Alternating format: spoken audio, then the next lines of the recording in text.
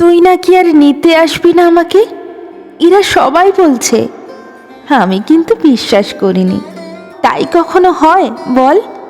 ছেলে কোনো দিন মাকে ছেড়ে থাকতে পারে? তুই আবার সেই ছোটবেলা থেকেই খুব ভীতু। একটু জোরে ঝড় হলে বা রাতে বিড়াল ডাকলে তুই কেমন জাপটে ধরতিস আমাকে, আর কেমন গুটি সুটি মেরে শুয়ে থাকতিস আমার কোলে। তখন আমি তোকে বলতাম, ভয় কি বাবা, আমি তো, এই তো আমি। একটু বড় হয়ে যখন তুই স্কুলে যেতে শিখলি, তোর জন্য সারাদিন আমি স্কুলের পাশে মাঠে বসে থাকতাম। এসব কথা ভাবলে এখন আমার খুব হাসি পায়। সেই তুই কত বড় হয়ে গেছিস। তোর মনে আছে যেদিন তুই চাকরি পাওয়ার খবরটা আমাকে দিয়েছিলি? আমার চোখে জল এসে গিয়েছিল। তাই দেখে তুই কেমন পাগলের মতো আমাকে জড়িয়ে ধরেছিলি। আমি বললাম, পাগল ছেলে আমার, মায়ের চোখের জল সবসময় দুঃখের হয় না রে। এ তো আমার সারা জীবনের কষ্টগুলো আজ খুশিতে আশীর্বাদ হয়ে ঝরে পড়েছে।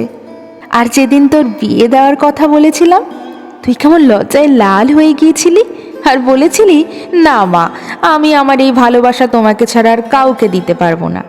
আমার পৃথিবীতে তুমি ছাড়া আর কেউ থাকবে না।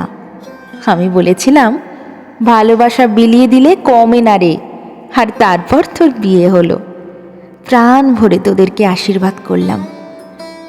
এত বড় বাড়িতে আমিও একা থাকার একঘেয়েমি থেকে হাফ ছেড়ে বাঁচলাম বৌমাকে পেয়ে। তারপর দাদু ভাই এলো আমার বন্ধু হয়ে, পুরো তোর মতো, ঠিক ছোট্টবেলায় তুই যেমন ছিলি। ওপরওয়ালা যেন সব খুশিগুলো আমাকে একসঙ্গে দিয়ে দিলেন। আজ 10 দিন তোদেরকে দেখিনি বাবা। হ্যাঁ রে, দাদু ভাইকে সন্ধেবেলায় কি কোলে নেয়?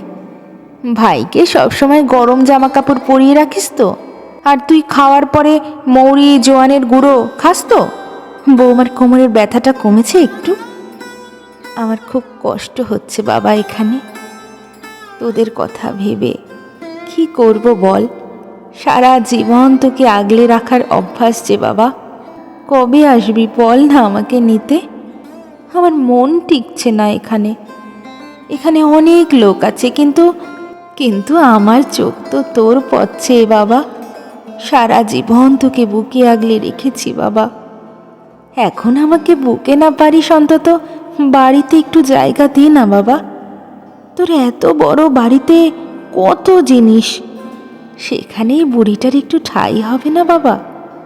আর যদি নাই পারিস, তাহলে এখান থেকে নিয়ে আমাকে সেই জায়গায় রেখে আয় বাবা, যেখান থেকে কেউ কোনো দিন ফিরে আসে না। কেউ কোনো দিন ফিরে আসে না।